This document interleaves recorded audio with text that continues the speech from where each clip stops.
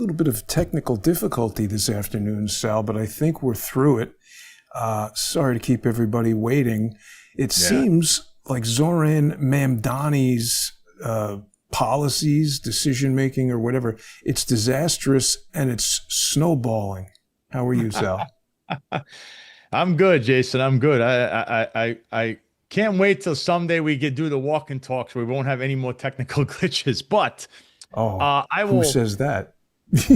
Yeah, well, you never know because you might be in a Wi-Fi area. But to sum up this as quickly as I can, the other day we saw what happened in Washington Square Park. Can I, before you get into it, I have an important question for you because I think a lot of people see that, and even the mayor, he's like, "Oh, it's a snowball fight." Now, there was some, boo-hoo naysayer type people who I saw posted a video from 2018, which was a bunch of little kids, like maybe 10 or 8 years old, with their parents and everything, having a snowball fight with NYPD. And they were like, "Oh, what's the big deal?" And I said, "Well, wait a second now. Because when I saw, and I want your input as a former NYPD officer, because I think a lot of people don't get this, and this is my presumption. I want to see if if you can verify. But what we saw there in Washington Square Park, it looked to me like a bunch of potentially dangerous, if they wanted to be, young adults who were basically swarming the cops and could have at any moment decided to escalate the so-called snowball fight into an actual dangerous assault.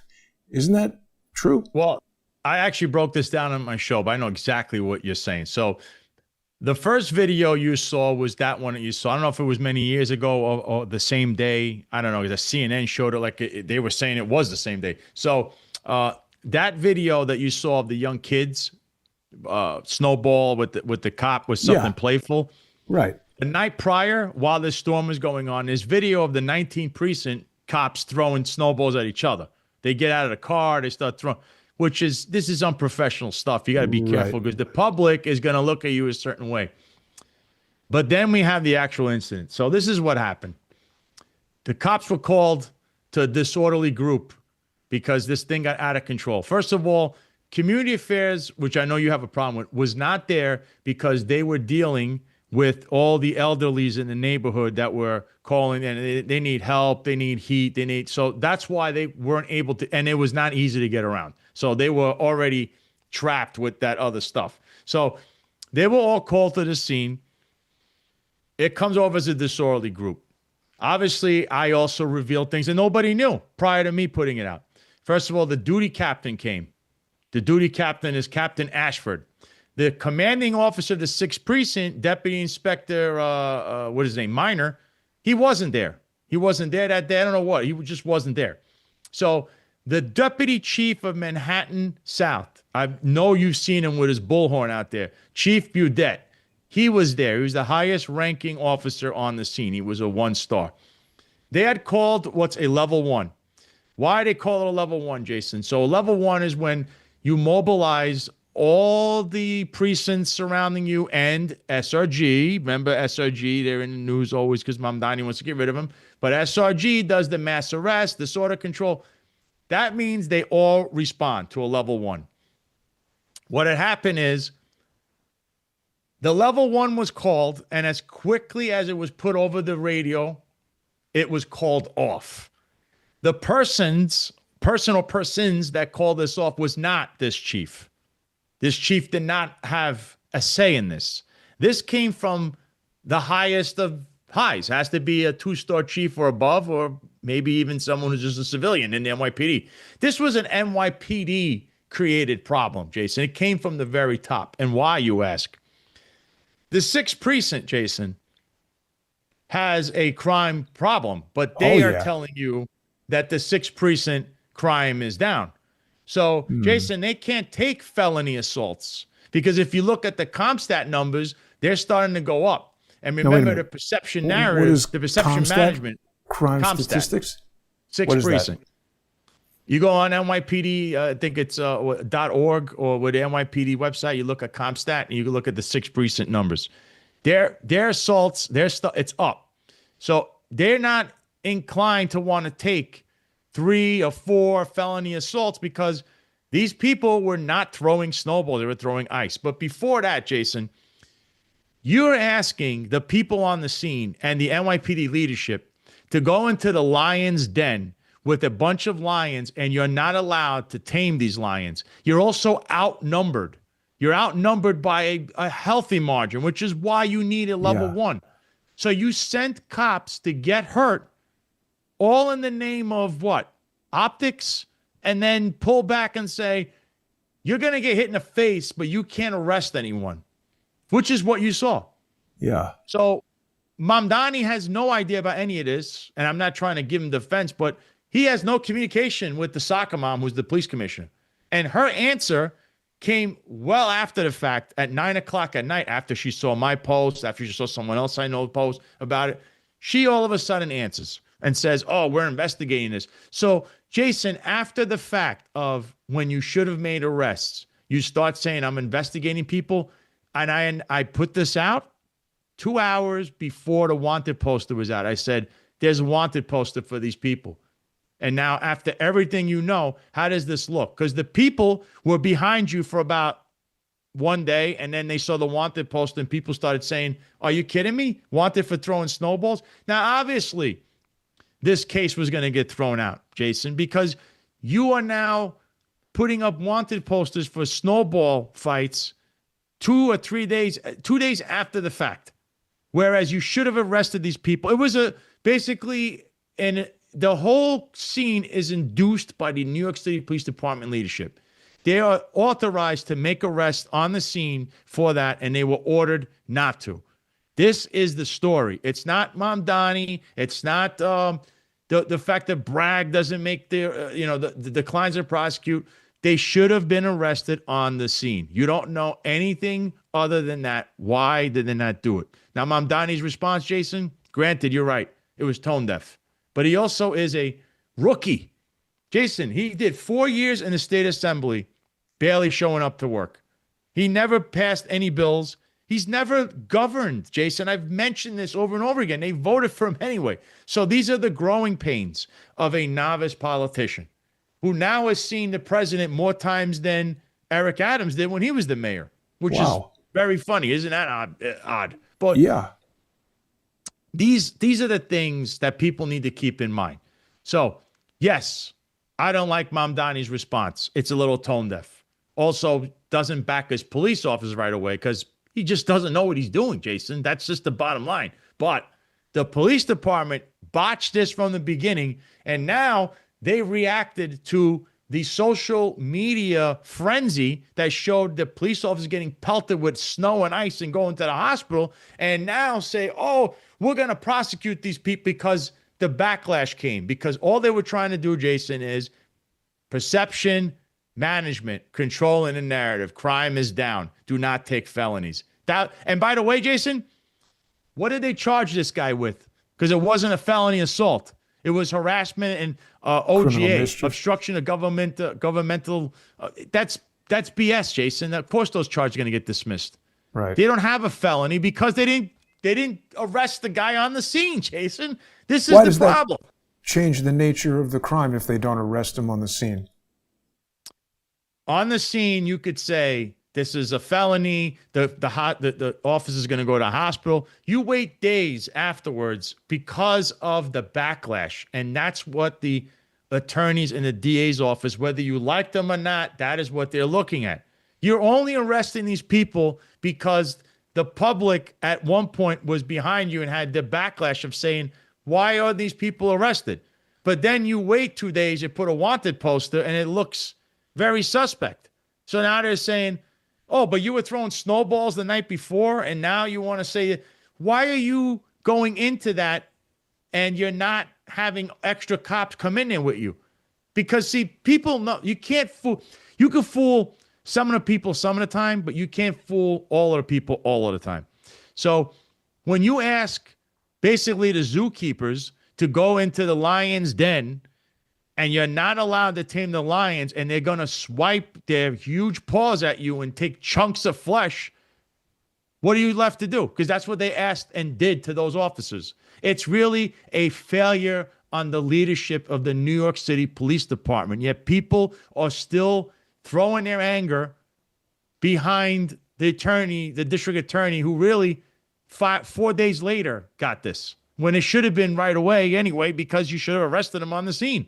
But they won't charge felonies, which they didn't again here, Jason. That's the best part of the story. It is exactly what I'm saying.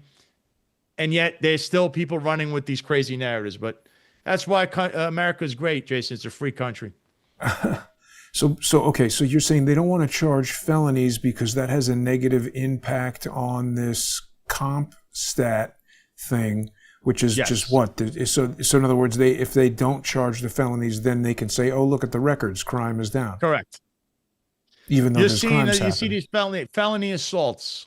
Obviously, if they're up, there would be substantially more because there was numerous felony assaults that day. You can't say disorderly conduct when somebody threw a ball of ice in your eye and you're cut, or throws ice down your back, or throws ice at another officer's head. There were numerous officers hit. It wasn't just one. And it was a poor response by the union, too. They wait forever because they know what I'm saying. That's what happened.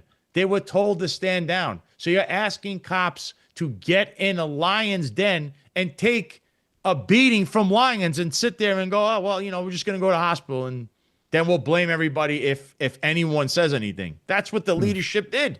That's the problem, Jason. It's not the district attorney's office. If you go into this, Jason, and they say you see anyone do anything to you, you arrest them. And troops are coming, meaning the level 1 is mobilized, SRG's coming, all the precinct cops, they're going to swarm the place, and it's going to be over in less than 10 minutes. Nope. That's the order from above, Jason. Who gave that order is the person that should be named in future lawsuits as well. And isn't it also extremely dangerous, Sal? Because first of all, thank you. That's incredible detail. And that really makes me feel like the whole thing is much more serious than even I realized. But I just got this sense. I was reminded of that scene in RoboCop where he's in the warehouse and they're all, that was a scary scene when I saw that movie as a kid. But you realize cops, you're just people. And if there's 20 or 30, angry mob people crowding two cops, how many, first of all, they're reluctant to shoot anybody. And second of all, you can't do that. And even if you did start shooting, you're going to grab the gun and you're going to get killed. It can really escalate into a dangerous situation. So I don't know. The 6th Precinct is a mess because I've been assaulted in that park and they will do nothing. This is perfect for you, Jason. You have been to this park. I don't know how many times. That's where that kid hit me with the Bluetooth low energy thing, and Mottola was laughing. That's 6th Precinct. That guy in the suit is 6th Precinct.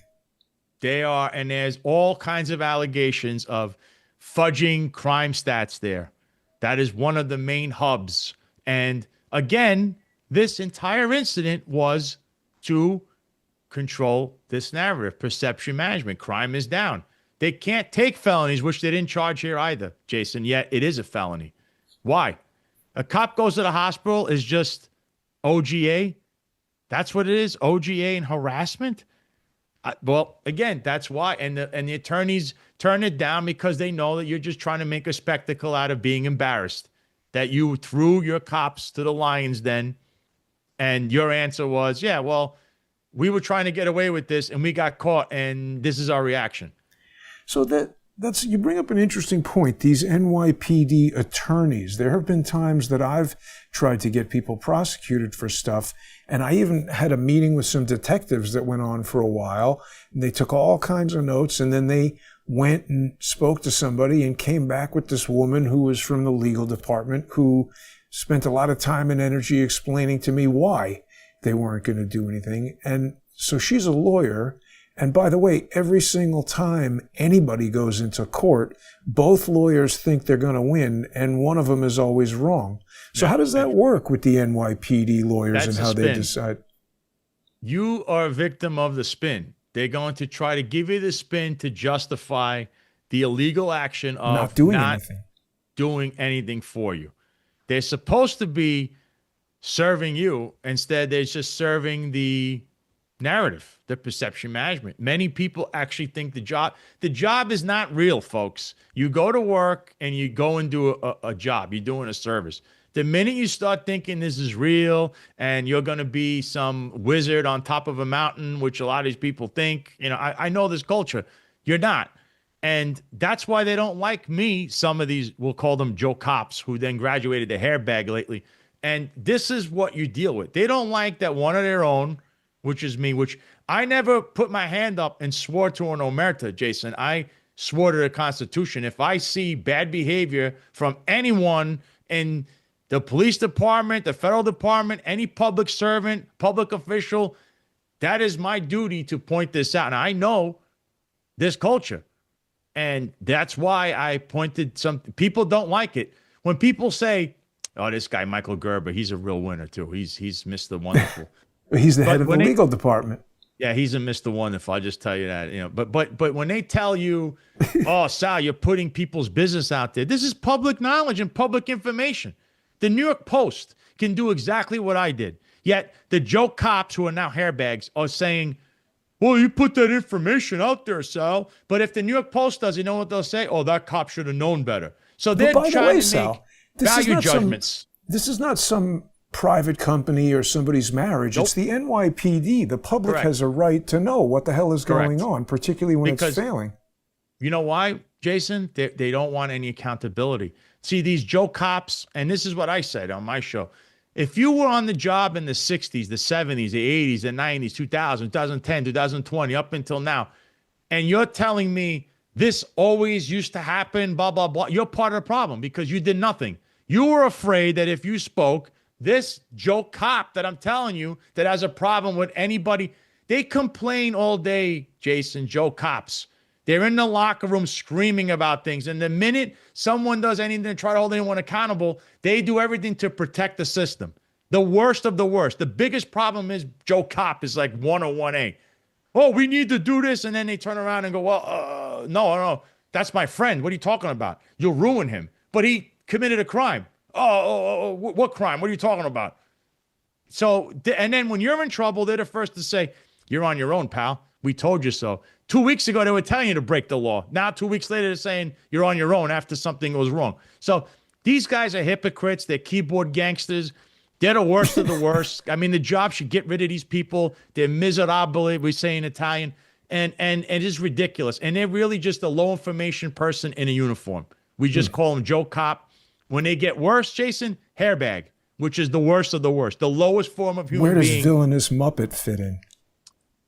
He's the villainous Muppet. He just pulled down some. He covers things. I don't know what he's doing. He posts things and then he takes them down. I don't know, but he seems to want to mean well, and I don't know. No. He gets mixed up in too many different things. But when you talk about social engineering, Jason, this entire thing was socially engineered by the NYPD leadership, just so you know. Yeah.